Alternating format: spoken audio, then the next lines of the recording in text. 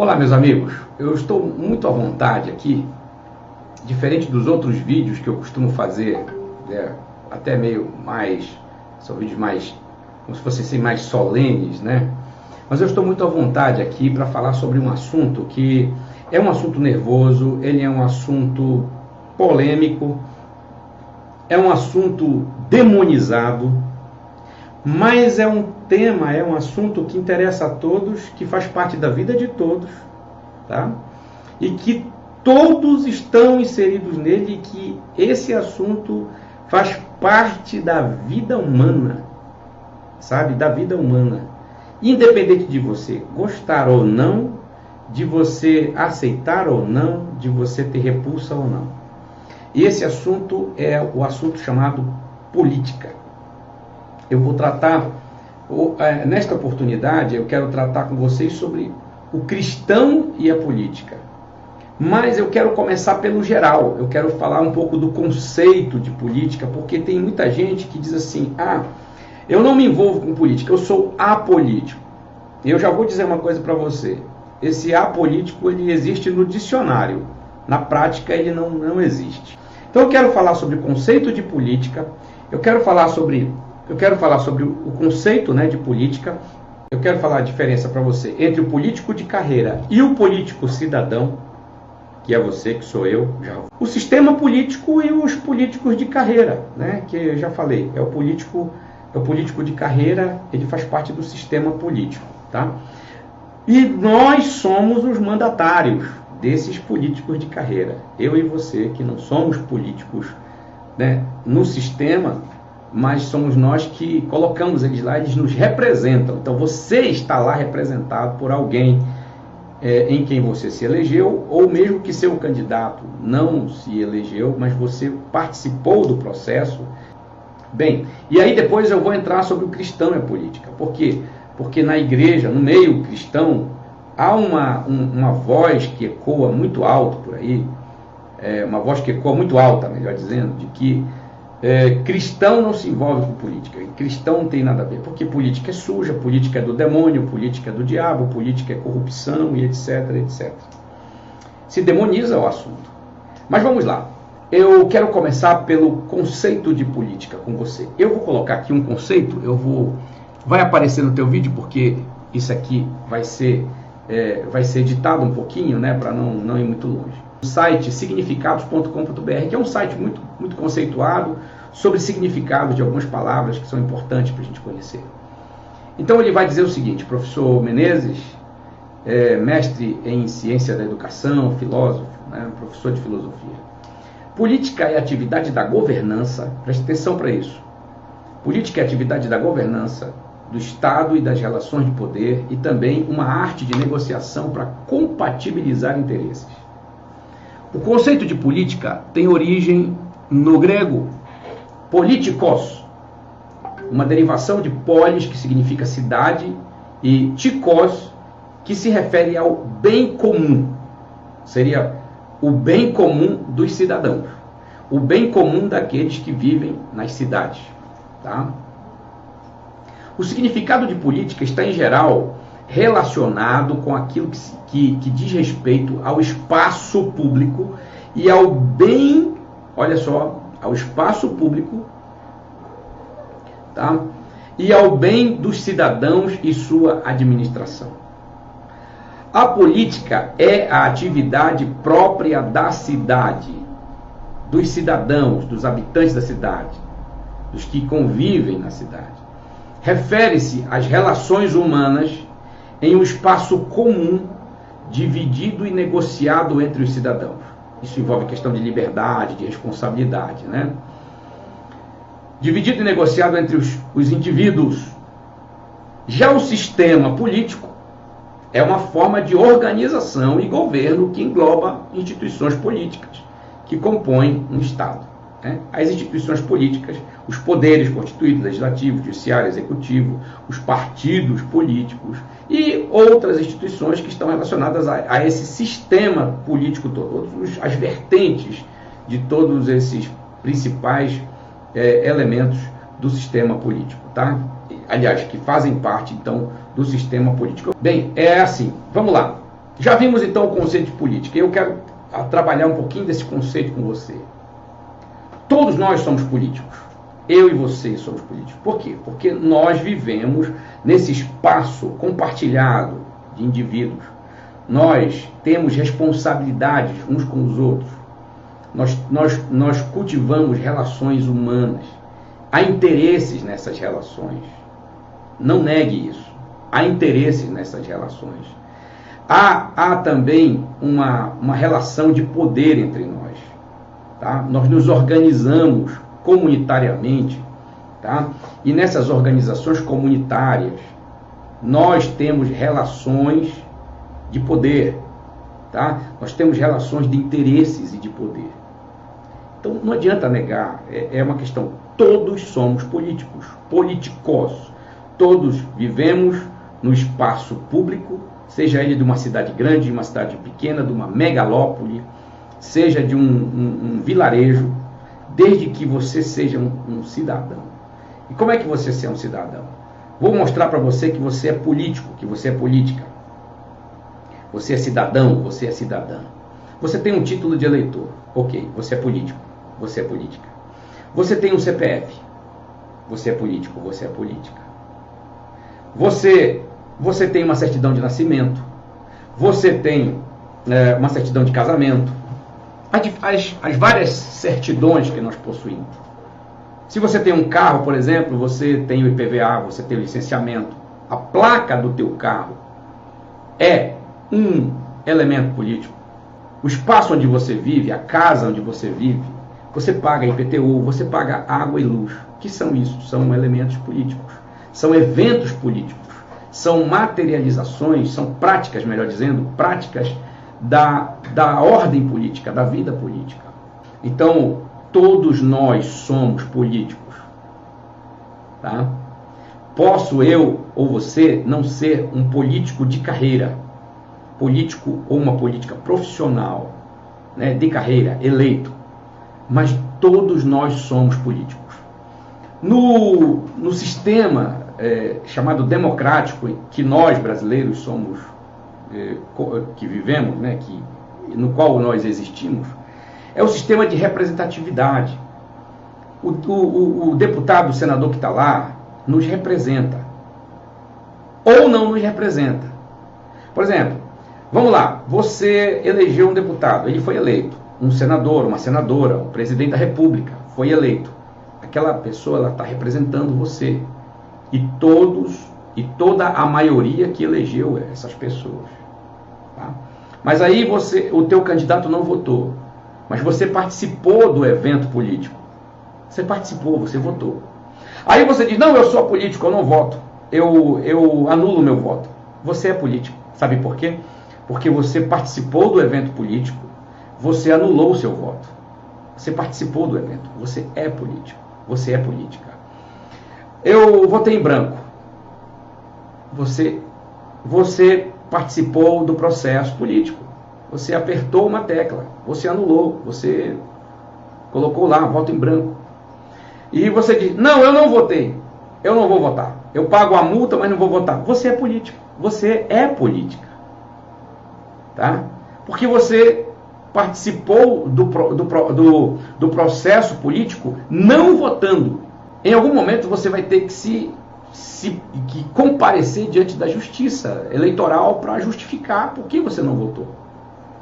Você não está no seu domicílio, então você justificou seu voto. Você é político, você é político. Então, não tem como escapar. Todos nós somos políticos. Todos nós. A única diferença aí é que eu e você não somos os políticos de carreira, eleitos. Mas todos os eleitos são nossos representantes. Mesmo que o meu não tenha ganhado, não tenha sido eleito, mas ele passa a ser meu representante porque foi o voto da maioria. E em uma sociedade democrática como a nossa, o eleito passa a ser representante da maioria. E, portanto, acaba governando para todos também. Ele não vai governar só para os eleitores dele, ele vai governar para toda a população do Brasil, do Estado, do município. Né? Até porque não tem como descobrir quem votou nele. Tem que governar para a cidade, para o Estado, para a nação. Então ele é seu representante, sim. Nem que você seja oposição a ele, nem que você não goste dele. Tá? Muito bem, todos nós somos políticos. Por quê? Porque todos nós participamos do ambiente político, do ambiente da vida cidadã. Nós temos documentos. Esses documentos são documentos que eles surgem, eles aparecem e eles se tornam obrigatórios, né? Convencionalmente, eles se tornam obrigatórios. Por quê? Porque eles são resultados de decretos, de projetos de leis, de Constituição, de artigos da Constituição, de emendas constitucionais. Ou seja, nós vivemos praticando política o tempo todo. Então, eu respeito você, respeito a sua opinião de que você, eu não gosto de política, eu não suporto política. Você pode não gostar, você pode não suportar. Você pode odiar a política, mas você faz política. Você exerce o papel de um ser político. Dentro de casa, você faz política. Os pais, a relação dos pais com os filhos, dos irmãos, há uma política de convivência. Existem interesses nessas relações. Existe também a relação de poder, de influência, de autoridade dentro de casa. Então, a política ela é praticada a todo momento. Vocês já ouviram falar de política da boa vizinhança? Pois é política sim. Tá? É uma relação política, que é uma relação de pessoas que estão visando o bem comum. Às vezes extrapolam nessa preocupação de visão de bem comum. Mas há sim uma política de boa vizinhança. Existe uma diplomacia entre pessoas que convivem em um determinado espaço territorial, né? que compartilham as necessidades comuns, as mesmas necessidades, que compartilham os mesmos produtos. Então, a política está presente no dia a dia da gente. Então, meus amigos,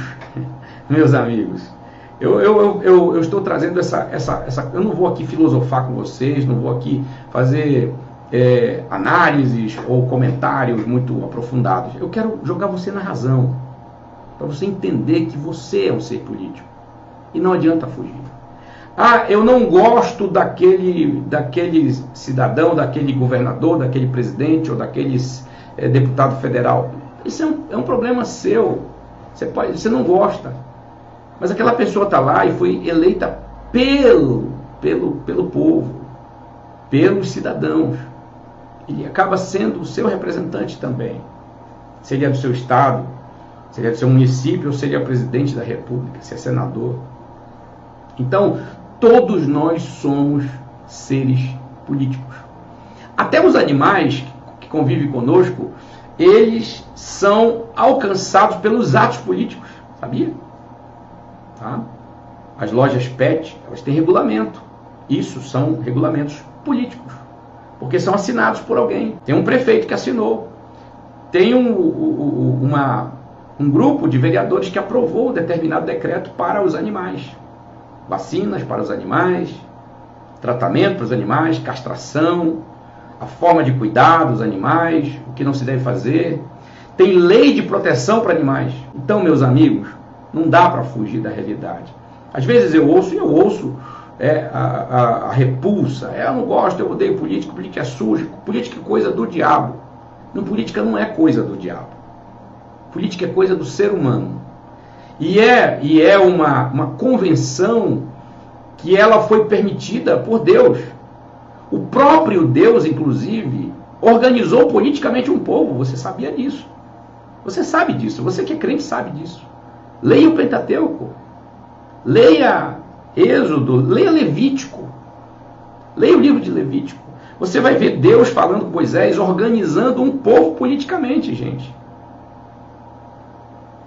Leis de saúde, lei moral, as leis civis, as leis de higiene, leis as leis de relacionamento. Ou seja, Deus trabalhou politicamente. Olha, eu vou mais longe ainda. Deus trabalha politicamente. Porque Deus se insere, por exemplo, Deus se insere na vida humana, gente. Os instrumentos de Deus, os profetas, por exemplo, eles estavam interagindo diretamente na vida política. Eles iam diante dos reis, confrontar os reis. Né?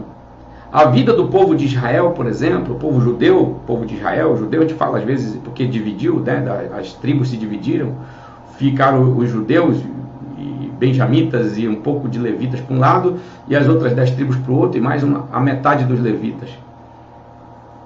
Política, gente, vida política. Tinha reis, tinha juízes, livro de juízes. Que é isso? É política, vida política, relacionamentos, interesses, poder, sabe? Ordem, legalidades, tudo isso é vida política. Não é coisa do demônio. O demônio se insere na política como ele se insere em todos os ambientes da vida humana. Como ele insere como ele atrapalha, como ele corrompe todas as áreas da vida humana. E a política não fica longe disso. Então, eu quero chamar a sua atenção, a você que está compreendendo o que eu estou falando, para você pensar o seguinte: eu não posso odiar a política, eu sou político. Eu só não sou de carreira, mas eu sou um político. Eu tenho a obrigação de interagir politicamente, eu tenho o dever de me interessar pelos assuntos da vida pública. Você sabia que a fofoca é um evento político? É um evento político, sabe por quê? Porque está relacionado às relações humanas. A fofoca, por exemplo, né, uma interatividade, claro, negativa, evidentemente, mas ela está dentro do contexto político. É um interesse negativo, censurável, vamos dizer assim, pela vida do outro. É um evento político. Tá? Então vamos lá. Eu queria deixar primeiramente isso para você. Tudo que a gente faz na vida, gente, é política. Tá?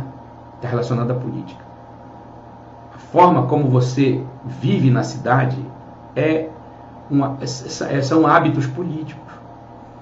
Os semáforos nas ruas são eventos políticos, são fatos políticos. Porque ali atrás daquela cor tem lei.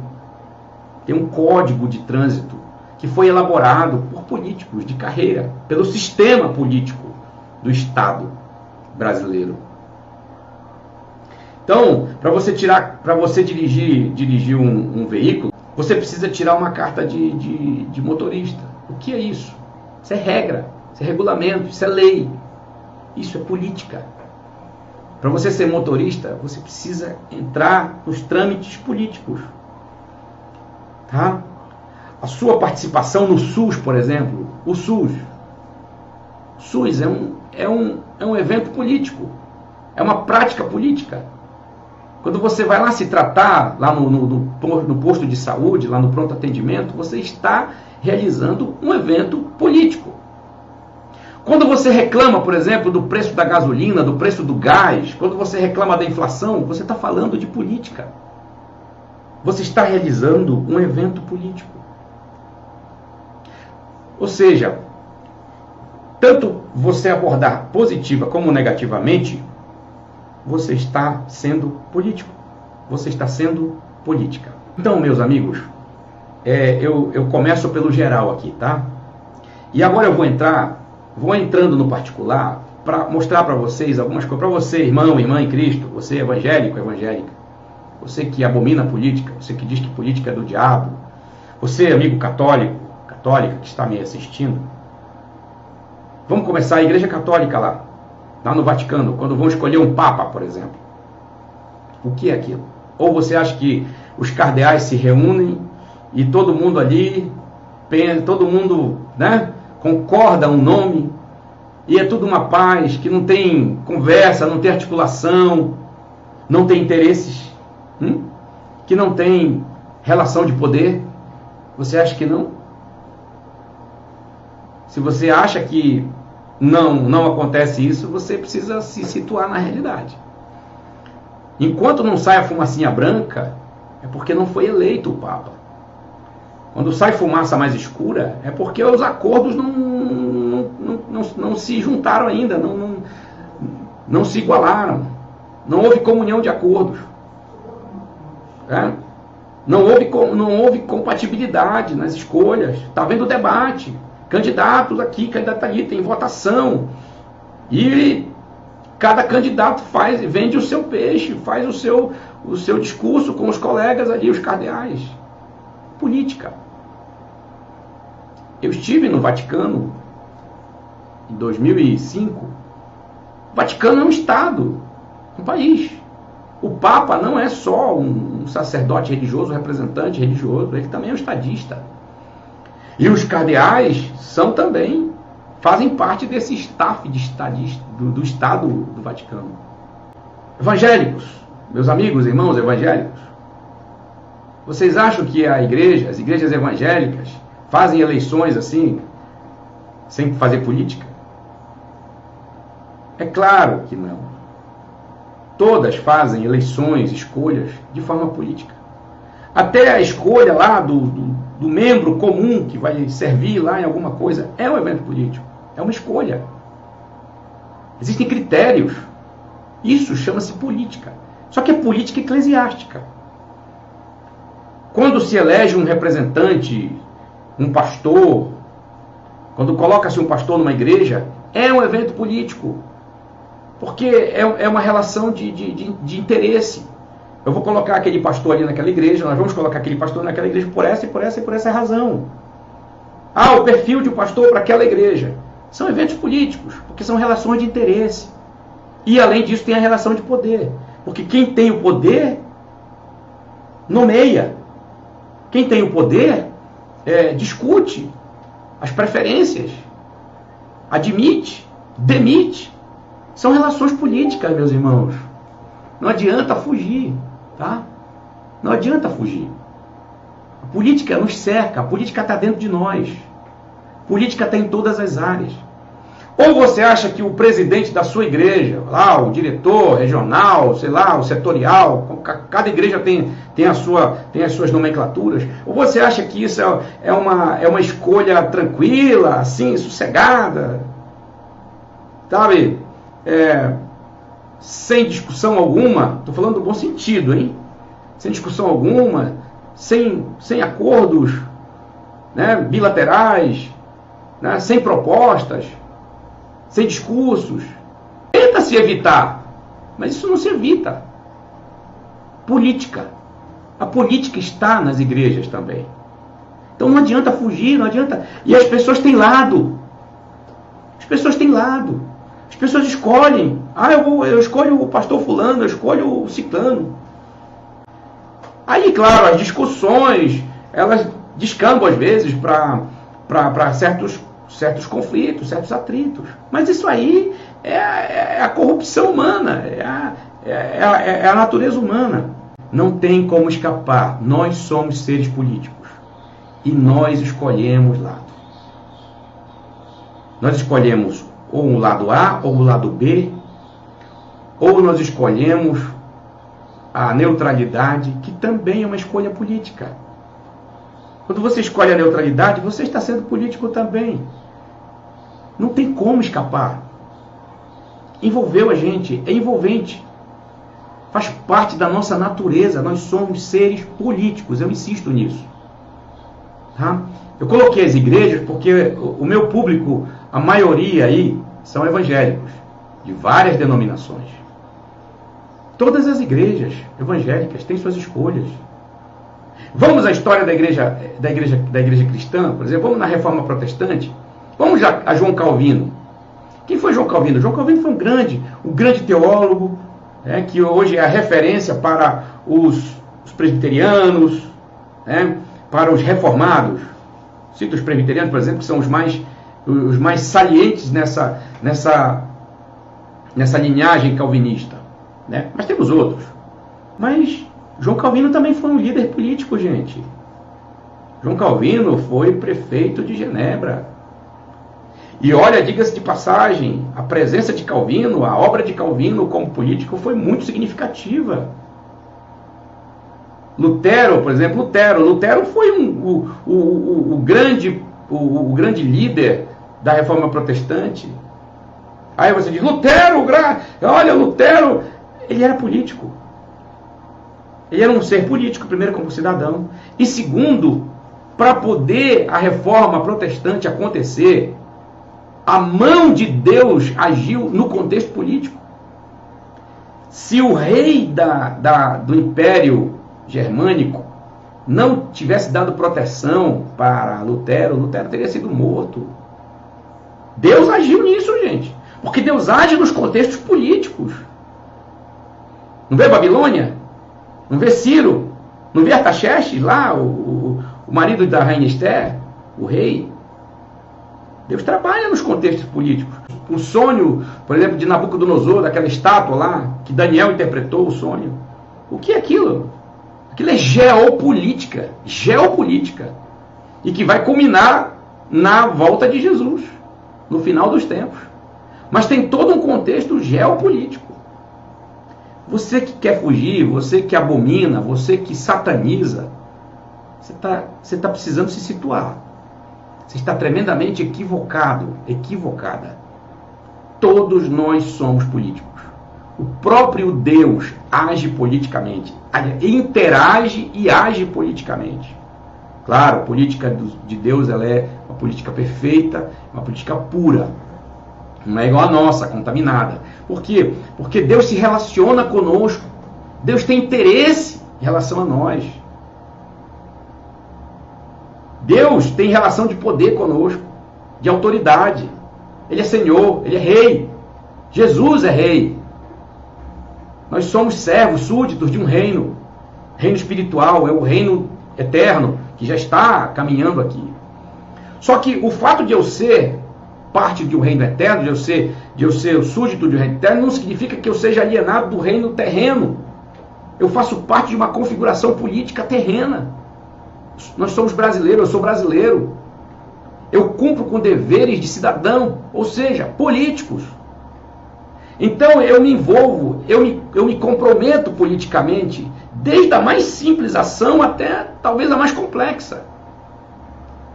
Todos nós, por exemplo, temos potencial para sermos políticos de carreira. Eu não. Eu sou pastor. Mas não quer dizer que o fato de eu ser pastor, que eu vá me neutralizar, que eu vá calar, que eu seja um ser nulo. Porque não dá.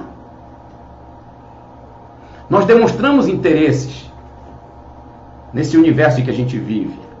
Porque muitas coisas estão em jogo. Por exemplo, a liberdade da gente hoje, a liberdade da gente está em jogo no Brasil. E a liberdade é um dom de Deus. A liberdade é um patrimônio divino que nós não podemos entregar de bandeja para qualquer explorador, para qualquer um. Não podemos abrir mão da nossa liberdade simplesmente porque a gente tem em mente um catastrofismo aí, uma fatalidade. Está profetizado que nós vamos ser perseguidos. Sim, eu acredito nisso também. Aliás, a gente vem sendo perseguido por muito tempo. Agora, em momento algum na Bíblia, atenção, em momento algum na Bíblia eu tenho Deus, né, eu tenho Cristo, eu tenho os apóstolos nos encorajando a entregarmos nossa liberdade de bandeja assim para as pessoas. Em momento algum eu vejo Deus falando, né? E Jesus Cristo encarnado, Deus encarnado também falando conosco, os apóstolos, os pais da igreja, nos encorajando a nos entregarmos assim em massa. Olha, vamos se entreguem logo para morrer, já que vocês vão morrer mesmo por causa do meu nome, já aproveitem e já vão logo se entregando. Não tem não. Pelo contrário, eu vejo os cristãos fugindo. Eu vejo Paulo descendo dentro de um cesto para escapar dos seus perseguidores. Eu vejo Jesus escapando de seus perseguidores. Vai chegar um momento crucial, vai chegar um momento em que nós não vamos escapar. Vamos ficar encurralados. Mas enquanto não chegar esse momento, nós lutamos pela nossa liberdade. Eu vejo com uma certa ironia quando a gente ora pelos povos que não têm liberdade. Vamos orar pelos afegãos, que estão sendo maltratados pelo Talibã. Vai, todo mundo ajoelha e ora, e aquele clamor e tal, e papapá. Mas quando chega aqui no Brasil, não, aqui nós vamos ser perseguidos mesmo.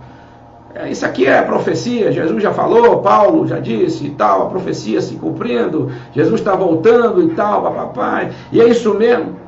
A gente ora pelo Talibã, pelos afegãos. A gente ora pelos povos perseguidos, pelos missionários que estão sendo perseguidos. A gente ora pelos povos que vivem vagando por aí, pelos missionários que são ameaçados de morte. A gente vive. Agora, quando chega na gente, não, isso aí é política, não vamos nos envolver com isso, porque isso é coisa do diabo, entendeu? Gente, é contrassenso, é ilógico, não tem consonância isso. Todos nós temos que lutar, por exemplo, por liberdade, que é um elemento que está dentro da política, um dos principais elementos dentro da política, é a liberdade. Porque você pode ter vida, mas se você não tem liberdade, a vida é uma aflição total. Entendeu? Por isso que a pergunta se faz agora, nesse momento, o que é mais importante, a vida ou a liberdade? Claro, as duas são importantes, mas vida sem liberdade é muito complicado. Tá? Vamos voltar à questão política, vamos lá. E agora? Jesus e os apóstolos eram políticos? Eram. Jesus era um cidadão político? Era. Ele não era político de carreira, mas ele era um cidadão político. Ele interagiu politicamente quando esteve aqui entre nós, na forma de homem. Ele interagiu politicamente. Só para vocês terem uma ideia, o nascimento de Jesus se deu durante um evento político. Que evento político era esse? O recenseamento. José e Maria foram para Belém para fazer o recenseamento. Que era isso? Um evento político.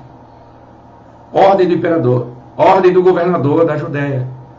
Eles foram recensear. Jesus estava ali para nascer. Jesus nasceu. Jesus tinha uma identidade. Jesus interagiu politicamente, você vê nos evangelhos, por exemplo. Eu vou citar aqui um dos textos. Quando Jesus pegou uma moedinha, por exemplo, mostrou aquela moeda. Quem é que está aqui, vocês estão vendo? Estamos a César, tem César. Tal. Aí Jesus disse, olha, dai a César o que é de César e dai a Deus o que é de Deus. O que é isso? Isso é política. É a vida cidadã, é direitos e deveres. São responsabilidades cidadãs. Você tem responsabilidade de pagar impostos, porque isso é uma ordem do império. E Jesus referendou. Podia ser caro, podia ser alto, mas Jesus disse, paguem o imposto. Paguem o que é devido. O apóstolo Paulo também falou sobre isso. O que é imposto, imposto. O que é tributo, tributo. Isso que é isso? Isso é vida política, gente. Isso é vida política. Agora eu vou falar de alguma coisa, dois eventos, que um de Jesus e depois outro dos apóstolos. A morte de Jesus está profetizada na Bíblia. Isaías 53, por exemplo, que para mim é um dos textos mais emblemáticos sobre a morte de Cristo, sobre o sofrimento de Jesus. Ao Pai agradou moê-lo. O Pai matou o Filho. Ele usou os elementos humanos e institucionais para que o Filho morresse aqui na terra. Mas a Bíblia diz que ao Pai agradou moê-lo. No entanto, com toda a parte sobrenatural, espiritual envolvendo tudo, a morte de Jesus foi um evento político. Vocês lembram que Jesus compareceu diante de Pilatos? Pois é. Jesus compareceu diante de Herodes e diante de Pilatos. Diante de Pilatos, a gente tem o evento bem mais narrado, né? Quando Pilatos disse, tu sabes que eu tenho poder para te crucificar e para te soltar, né? E ainda perguntou para Jesus, inclusive, perguntou, tu és o rei dos judeus? Jesus confirmou, dizendo, tu dizes, está saindo da tua boca. E aí ele disse, tu sabes que eu tenho poder para te soltar e para te crucificar. E Jesus não discordou dele. apenas fez uma observação fundamental. Nenhum poder tu terias se do céu não te fosse dado. Ou seja, toda autoridade constituída na terra, ela é consentida por Deus. Ela pode estar ali praticando maldades, crueldades, mas ela está lá com a permissão do Senhor. E tem algum propósito nisso. Tem algum propósito nisso. É algum propósito para a humanidade naquela ação, naquele governante. Ou seja, aquele governante ocupou um espaço de autoridade. O espaço de autoridade. E lá em Romanos 13, Paulo fala disso. Fala dos espaços de autoridade. Ele não fala da pessoa. Ele fala da autoridade. É o princípio da autoridade. E uns se encaixam nesse ambiente de autoridade, fazem o bem. E são elogiados, são temidos, como diz Paulo. Mas outros ocupam esse espaço de autoridade e fazem o mal. E são reprovados por Deus e pela sociedade. Mas ficam por um tempo. Seja ele quanto for, ficam lá. Cumprem um propósito permitido por Deus. Isso é política, gente. A Bíblia é um livro político. Também, claro. Não é o objetivo da Bíblia é falar de política ou ser político. Mas a Bíblia mostra Deus agindo e interagindo com a humanidade num ambiente político. Você vai ver Deus falando das nações, dos reis das outras nações. Mas principalmente a nação israelita. Então, voltando lá à morte de Jesus. A morte de Jesus foi um evento político. Jesus teve que comparecer diante de Pilatos para que Pilatos desse o aval para que o Império Romano ali sentenciasse Jesus à morte. E institucionalizado, referendado politicamente. Os próprios judeus que agiram na acusação de Jesus, agiram politicamente. Sabe por quê? Porque uma das acusações dos judeus diante de Pilatos foi o seguinte: ele diz que ele é rei. Ele diz que ele é um rei. E é lógico que na interpretação dos judeus ali, dos fariseus, dos inimigos de Jesus, eles estavam pensando em um rei mesmo, um monarca, um líder estadista. Então, a política está entranhada na vida da gente. E o próprio Jesus participou dessa vida política, gente. Ele foi um cidadão, ele andava nas cidades. Ele cumpria a regra das cidades. Ele tinha relacionamentos, ele tinha interesse com as pessoas. Sabe? É claro que o reino dele não era da terra, era celestial. Mas ele agiu, interagiu politicamente com as pessoas, como um cidadão. Trabalhou, inclusive, como carpinteiro. A profissão, o trabalho, é um evento político, que faz parte da cadeia produtiva de uma determinada sociedade. Então, não tem como fugir. Você pode abominar a política. Lamento, mas não tem como fugir dela. Você precisa interagir. E aí eu entro na questão dos discípulos agora. Capítulo 16 de Atos dos Apóstolos, eu estou aqui com a minha Bíblia, do verso 35 ao 40, por exemplo, você tem um relato muito político na vida de Paulo. Além dos outros que a gente vê, ele apelando para César, por exemplo. O que ele está apelando? Ele está apelando para a instituição humana, para a instituição do império. Isso é cidadania, isso é jogo político. Claro, ele agiu orientado pelo Espírito Santo, ele estava agindo inteligentemente, com sabedoria. Apelou para César: não, eu quero ir para Roma. Até para poder pregar em Roma, poder fazer a obra de Deus em Roma. Mas olha aqui, do 35 ao 40, né, até o 40, você tem esse relato. Porque Paulo e Silas foram presos lá em Filipos ilegalmente. Prisão ilegal. É o que está acontecendo, por exemplo, no Brasil. Prisões ilegais. Inquéritos ilegais. E aí você diz: não, mas isso é coisa de Deus, eu tenho que deixa isso para lá, isso é coisa disso aqui da terra. O quê? Atenção. Nós somos cidadãos. Nós somos defensores da legalidade. Nós não somos defensores da ilegalidade. Eu e você somos pregoeiros da justiça, a Bíblia diz. Nós somos defensores da legalidade. E Paulo dá mostra disso aqui quando ele, depois que soltam ele sabe que eles foram presos ilegalmente. Vieram os ministros de justiça, né, os agentes de justiça, chegaram lá com eles e foram soltar, entendeu? Oficiais de justiça, diz aqui o texto. Aí Paulo disse, opa, peraí, não é assim não.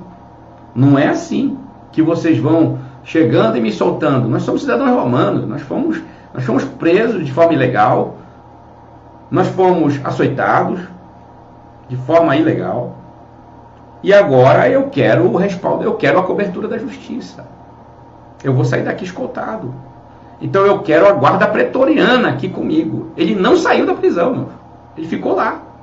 Eu quero a guarda pretoriana comigo. Eu vou invocar a lei romana. O que é isso, gente? Isso é política. Ou seja, Paulo é um cidadão consciente das leis do seu tempo. Era um cidadão consciente dos seus direitos e deveres. Ele invoca a sua cidadania. Ele invoca a sua cidadania, dizendo, eu sou cidadão romano, eu tenho direitos. Me prender desse jeito não é direito do cidadão romano, não é assim que se faz. Eu quero meus direitos. Isso é política. Aí você vem dizer para mim, de repente, a política é do diabo, a gente não pode se envolver. Você está envolvido até a garganta, até o último suspiro com política. Tá? Você faz sim questão de direito, você reclama do preço do combustível, do gás. E às vezes a gente reclama equivocadamente, que a gente reclama e joga a culpa para alguém, sendo que a responsabilidade é de quem está escondido, tocando fogo no parquinho e se escondendo. E aí a gente precisa ser político, positivamente, para a gente detectar onde está o vilão na história, quem está fazendo a coisa errada. E você vê claramente aqui quem está fazendo a coisa errada. Paulo põe o dedo na ferida. Não, peraí, eu quero meus direitos.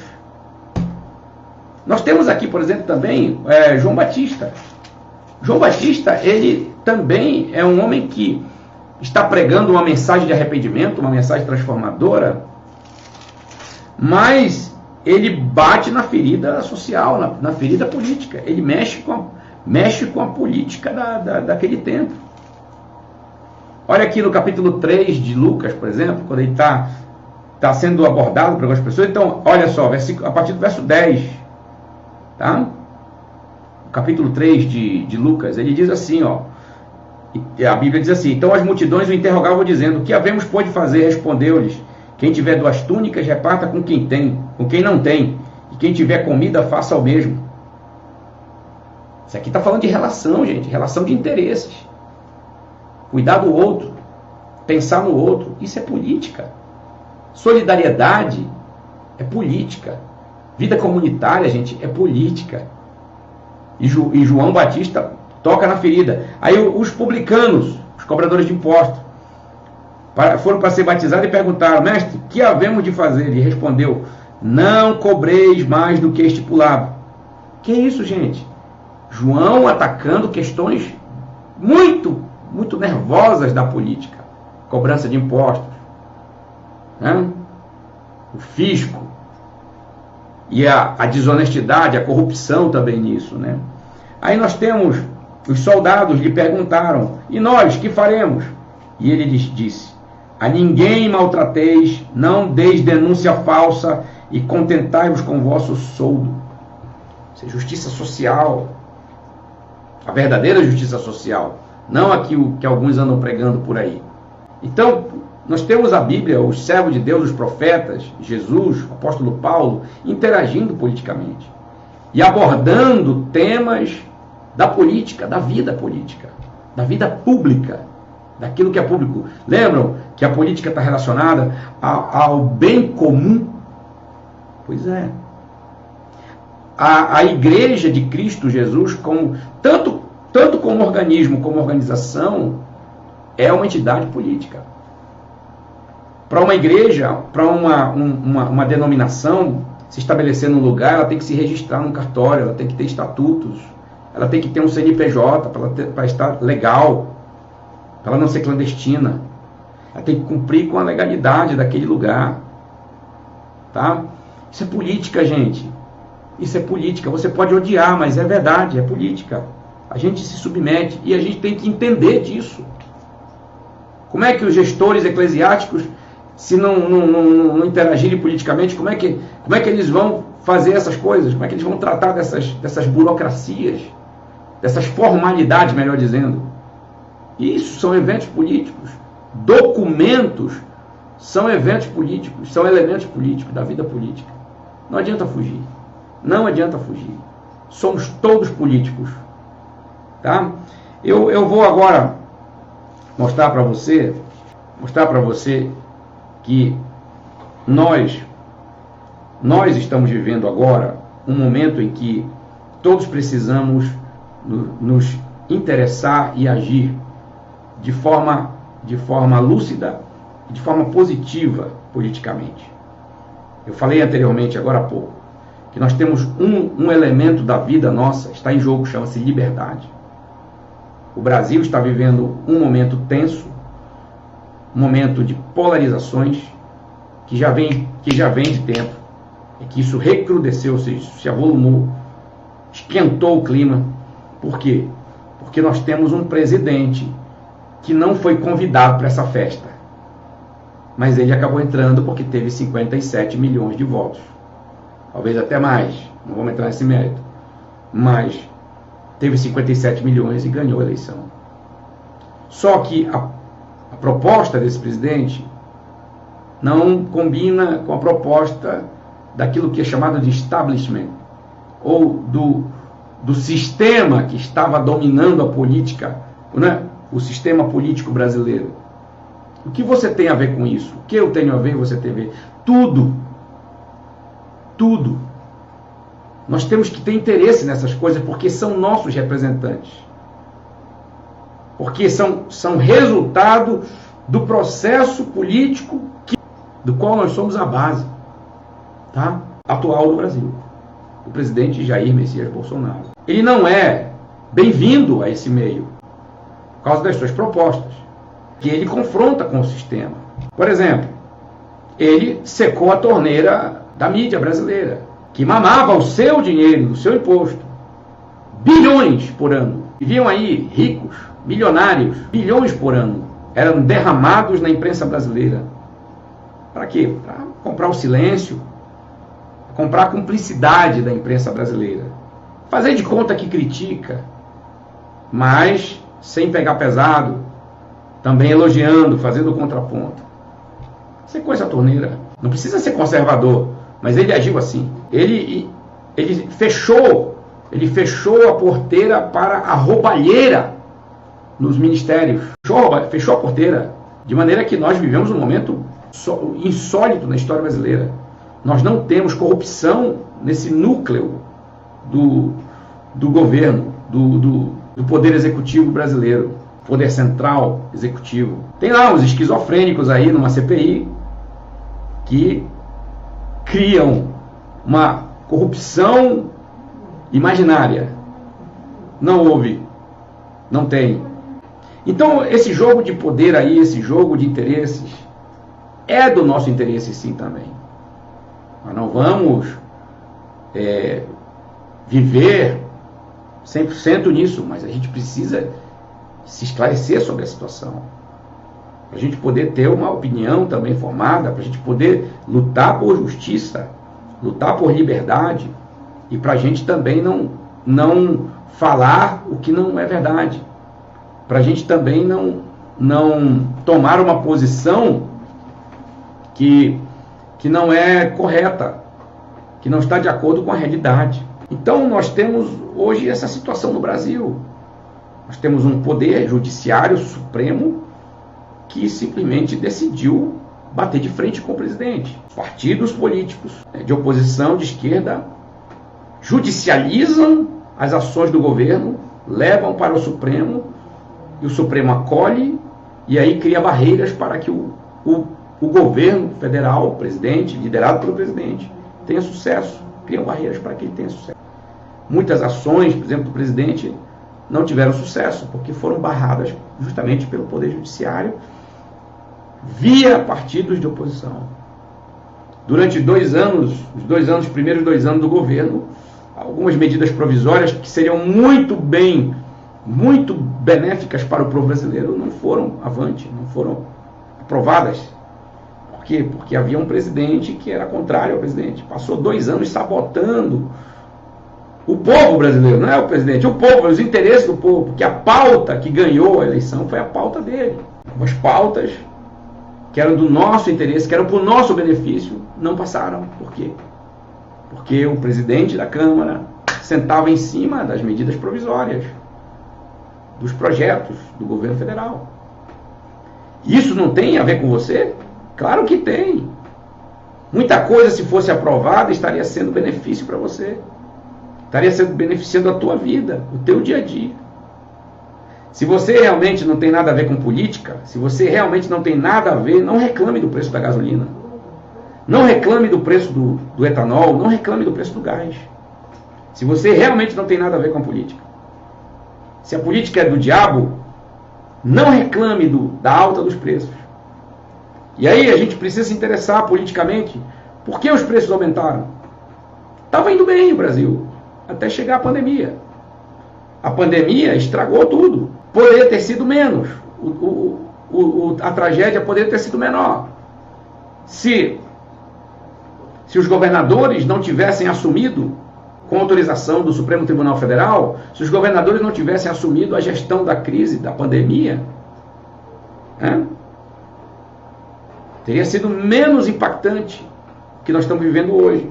Fecharam os comércios, aí houve desemprego, houve ruína financeira, trancaram as pessoas nas casas, gente que não era para ficar trancado, acabou sendo trancado, fecharam igrejas, fecharam templos, agiram como ditadores, cercearam a liberdade das pessoas, assinaram decretos ilegais, inconstitucionais, mandaram prender pessoas que estavam transitando em praias, por exemplo, praia. Onde é que tem contágio na praia? Uma pessoa numa praia, numa imensa praia sendo presa, como nós vimos. Uma pessoa andando num bosque foi presa, correntada, pisoteada até, maltratada. Nós vivemos isso. Isso não é do seu interesse? Você não pensou nisso? Você não se indignou com isso? Se você se indignou, você realmente está politicamente engajado. E é preciso que nos indignemos. Como Paulo, por exemplo, com a prisão ilegal. Opa, estamos ilegalmente presos aqui. Então, é preciso se indignar, sim, faz parte, a indignação faz parte da vida política. Quando a gente reprova atos que fogem da legalidade, atos cruéis, por exemplo, dos governantes que desviaram bilhões do dinheiro que foi enviado pelo governo federal para cuidar das pessoas com Covid. Foi desviado. Até hoje, respiradores não chegaram. Dinheiro que era para tratar pacientes, que era para salvar vidas, foi usado para pagar funcionários públicos. Além da roubalheira também. Muito dinheiro roubado. Muitos produtos superfaturados para poder alguém pegar isso. E aí eu digo, não tem nada a ver com isso. Claro que eu tenho a ver. Claro que eu tenho a ver. Eu sou cidadão, eu sou um ser político. Eu tenho que me preocupar com as questões sociais. A justiça social, a verdadeira justiça social, ela tem que ser algo impregnado em nós. Como, por exemplo, aqui no caso de João Batista. João Batista trata claramente disso. Olha, não deis denúncia falsa a ninguém. Contentai-vos com o soldo de vocês. Né? Não explorem as pessoas, não maltratem. Fala para as pessoas, olha, repartam o que vocês têm com alguém necessitado. Isso é política, gente. Isso é política. Está dentro do conceito macro de política. Agora vamos fechar com uma coisa aqui. Eu ouço, por exemplo,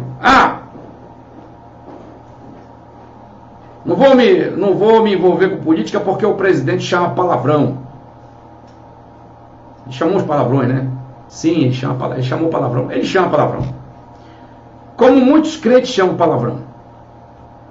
Como eu já tive o desprazer de ouvir palavrão mesmo, em pleno culto. Palestras. Palavrões. Mas tudo bem. É falha humana. Isso faz parte. O ser humano vacila. Situações até hilárias que envolveu palavrão. Hilárias. Tá? Engraçadas. O ser humano falha. Gente humilde, inclusive, eu ouvi. Eu tenho muitas histórias disso. Às vezes a gente conta assim nos bastidores, né? Eu não quero saber, eu não vou apoiar o presidente, eu não quero me envolver com política, coisa suja, porque esse presidente chama palavrão. Como se a história, por exemplo, na Bíblia Sagrada, você tem Nabucodonosor. Nabucodonosor foi usado por Deus para açoitar o povo de Deus. Ele era um déspota, ele era um tirano. Mas Deus pegou Nabucodonosor e deu um corretivo nele. E deu um corretivo tão forte que no final, Nabucodonosor faz um edito, um documento, e está escrito inclusive no livro de Daniel. E nesse documento ele diz que o Deus de Sadraque, de Mesaque, Abednego, o Deus de Daniel, e Sadraque, Mesaque e Abednego era o único Deus verdadeiro. Ele declarou. E aí? Quem era Nabucodonosor? Nabucodonosor era um idólatra, era um místico, era um homem ligado a várias divindades, um homem que tinha costumes diferentes do costume do povo de Deus, naquele momento, o povo judeu, questões até de alimento, como nós temos lá na Bíblia. Mas Deus usou. E aí? Você lê a Bíblia, você prega sobre Nabucodonosor. Os mesmos que odeiam o presidente porque fala palavrão, porque falou palavrões, os mesmos que odeiam ele, fazem mensagens eloquentes sobre a vida de Nabucodonosor. Deus chamou o rei Ciro, de meu ungido. Quem era Ciro, gente? Ciro era um líder político, um governante, um imperador, que não era judeu, ele não fazia parte da fé judaica. Mas ele foi usado por Deus para libertar o povo de Deus do cativeiro. Então quer dizer que o presidente Jair Bolsonaro, esse não. A gente não pode sequer cogitar que ele foi um instrumento que Deus colocou no Brasil para barrar uma avalanche de medidas, de costumes que estariam sendo institucionalizados, que virariam leis para nós hoje. Estão lutando até agora, estão lutando até hoje. Mas o muro de contenção se chama presidente Jair Messias Bolsonaro. Ele está pagando um preço por isso. Ele enfrenta o progressismo, ele enfrenta o marxismo pesado. E aí, você é um endemoniado, ele fala palavrão, não gosto dele. E aí começa a odiar a pessoa. Então odeia Nabucodonosor também. E Assuero, que casou com a rainha Esther, a judia, a rainha Esther, e que assinou um decreto, desfazendo o próprio decreto dele, salvando, livrando o povo judeu do genocídio. Mas o Bolsonaro não. O Bolsonaro é do diabo. Eu não me envolvo com política suja, porque esse homem é a boca suja, ele é esse aí. Eu vejo crentes fazerem cara feia quando veio o presidente Jair Bolsonaro recebendo oração, interagindo com pastores, com líderes religiosos, cristãos, ouvindo mensagens, entrando numa igreja, recebendo oração de irmãos simples, humildes, falando de Deus, defendendo a fé, defendendo valores que era para nós estarmos defendendo como ele, abertamente, que era para nós estarmos defendendo com todo o nosso fervor.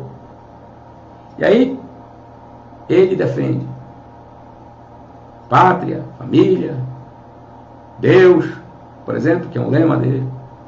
Ficamos com raiva quando ele fala de Deus. Isso é hipócrita. Político. Está querendo ganhar os crentes. Fale isso de Nabucodonosor também. Fale isso de Dario. Fale isso de Assuero. Fale isso do rei de Nínive, que proclamou um jejum. Até dos animais. Eu lembro que quando o presidente Bolsonaro pediu um jejum, nossa! O que eu ouvi de gente crente demonizando o homem. Mas eu nesse meu encerramento aqui, que já está longo demais até, eu coloco a seguinte questão para vocês. Por que, por exemplo, falar de futebol não é censurado? Por favor, eu não estou aqui condenando nada, não estou condenando você que tem o seu time de estimação. Porque quando a gente é apaixonado por futebol, tem cada palavrão nos estádios, né? nos jogos, os jogadores. Tem jogador, por exemplo, que está lá com a faixa de Jesus e faz o gol e solta aquele palavrão forte. Todo mundo viu, meu time ganhou, olha, o fulano fez o gol. Por quê? Por que que quando a gente trata de futebol é tranquilo, quando a gente trata de Big Brother Brasil, por exemplo, é tranquilo? Quando a gente faz torcida pro The Voice, faz esses movimentos e tal, por que é tranquilo? Porque quando se fala de política que tem a ver com a nossa vida, que tem a ver com o futuro dos nossos filhos, dos nossos netos, com a tranquilidade, com a paz de uma sociedade, com o bem-estar, por que a gente faz cara feia? Por que a gente se sai fora? Não vou falar sobre isso, que isso aí eu não quero me envolver, porque isso é política, é suja. Tudo pode ser sujo. Política não foge dessa regra. A gente poderia entrar aqui em muitos temas de coisas que para você são tão, sacrossantas, mas a corrupção humana envenena, mancha, suja. Então é isso, gente, que eu queria deixar para vocês. Sabe? Nós somos seres políticos, nós precisamos interagir politicamente, nós precisamos nos interessar pelos assuntos que são tratados cotidianamente e precisamos estar atentos para o que estão fazendo lá nos ambientes do sistema político, que os políticos de carreira que nos representam lá estão fazendo. E aí a gente precisa abrir o olho, como Paulo aqui, por exemplo. Opa, isso não está certo. Opa, isso aqui é ilegal. Opa, essa prisão é ilegal.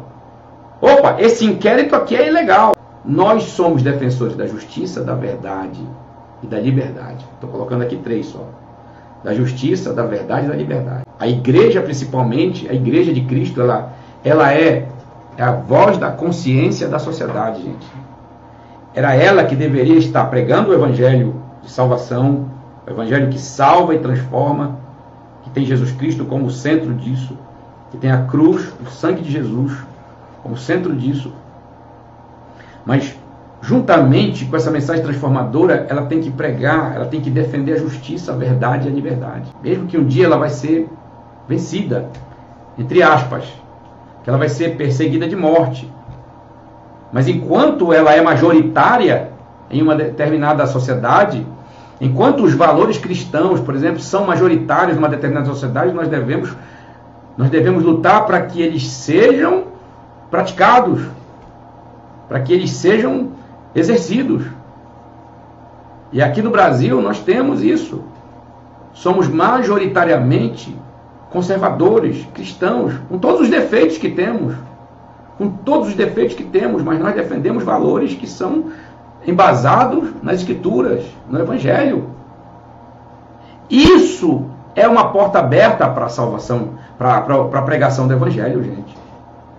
Isso é uma porta aberta para a pregação do Evangelho. É a oportunidade que Deus dá. Uma sociedade majoritariamente cristianizada. É uma porta aberta para a evangelização, para pregar o Evangelho, porque aí se torna mais compreensível a palavra, a mensagem de salvação. E é importante pregar liberdade também, defender a liberdade. Liberdade é um dom de Deus, não é dom humano não, gente. O homem administra a liberdade, mas ela é dada por Deus, é um atributo divino. Tá? É um atributo divino. Nós temos que lutar por isso. O nosso presidente hoje está lutando pela liberdade da gente. Porque ele sabe muito mais que a gente, ele sabe o perigo que nós estamos correndo. Alguns dias atrás, nós aqui em Bauru, nós cuidamos de 14 venezuelanos. Você não tem ideia do que a gente ouviu deles.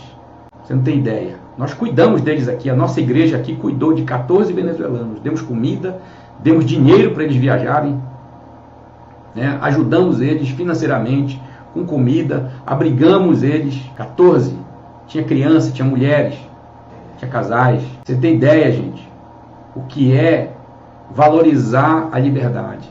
Eles dizem para nós, vocês estão bem, cuidem da liberdade de vocês. Lá na Venezuela, já não tem mais cachorro. Às vezes a gente ouve isso e pensa, estão exagerando. Não é exagero, gente. Não é exagero. Eu vi vídeos, eles me mostraram vídeos das famílias deles. As pessoas magérrimas, que estão passando muita fome. Familiares deles que recebem ajuda daqui. Eles mandam um pouquinho daqui para lá. Passando fome, gente. Doentes, muitos estão morrendo de fome. Já não tem mais cachorro, já não tem mais gato, já não tem mais pombo nas cidades da Venezuela, que já foram todos comidos. Já foram todos transformados em refeição, gente. Um ou outro cachorro dos ricos vivem, na verdade. Os pobres foram comidos, foram virados em refeição. Será que é isso que você está querendo? Você, por exemplo, que defende uma dieta santa, né? Não, eu não como carne de porco, por exemplo. Eu não gosto nem de que corte a carne de boi com a faca que cortou a panceta lá do porco. Você está preparado para comer cachorro? Você que fala em perseguição? Você que já está entregando os pontos? Você está preparado para comer cachorro? Para comer o seu cachorro de estimação? O seu poodlezinho lá? Entendeu? Porque na hora da fome, mano, você vai olhar para o poodle, você vai ver um churrasco, uma picanha. Você está preparado para comer seu gatinho? Que você trata muito bem com refeição pet? Você põe até roupa. Você está preparado para comer seu gatinho, seu cachorro? Você está preparado para comer rato, como eles estão comendo lá? Você está preparado para comer pombo? Está preparado? Está preparada? Então pronto. Agora, não venha dizer que você não é político, que você é apolítico, que você não tem nada a ver com política, que você não quer saber de política, porque você quer saber muito. Você quer saber muito de política. E toda vez que você fala de preço de carne, de preço de gasolina, de preço de gás, toda vez que você fala do presidente, xinga, chama ele de genocida, de tudo, de demônio, de satanás, que você xinga um deputado, um senador, governador, sabe lá quem mais, você está sendo extremamente político. E atrevo-me a dizer, está exercendo uma política bem grosseira. Tá? Então é isso que eu queria deixar para vocês nesta oportunidade. Estou muito à vontade aqui, estou falando muito à vontade. Tá? E que Deus nos abençoe, que Deus abençoe o Brasil. Dia 7 de setembro vai ser uma data muito importante para nós. Nós temos que, de alguma maneira, nos manifestar.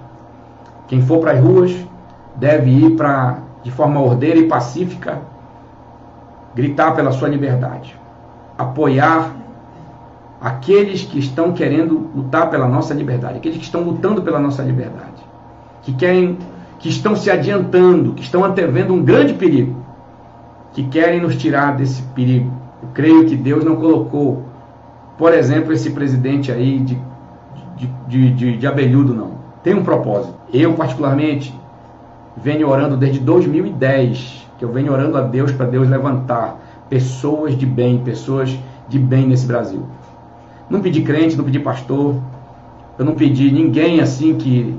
Não pedi ao Senhor, não fiz pedidos específicos, tipo, Senhor, coloca uma pessoa que seja um frade ou uma freira, um cristão bem piedoso. Não, eu não pedi, eu só pedi gente, eu pedi pessoas. Levanta pessoas que defendam a verdade, a justiça e a liberdade. E eu tenho visto isso. Tenho visto. E eu hoje luto e oro para Deus preservar por um bom tempo isso. Até que, infelizmente, a coisa vai afunilar e aí a gente vai estar na mão de Deus. Quem não for para as ruas, fique em casa orando. Eu vou sair às ruas dia 7 de setembro, vou pegar meu material de som, eu vou pregar o Evangelho, eu vou pregar a liberdade de Cristo. Mas também vou fazer menção da liberdade da gente, da liberdade de nós, cidadãos. Vou fazer menção disso, mas vou falar da liberdade mais importante, que é a liberdade que Cristo nos dá, independente da situação que estejamos vivendo. Fiquem na paz do Senhor Jesus, até uma próxima oportunidade, se Deus assim nos permitir. Um abraço para todos.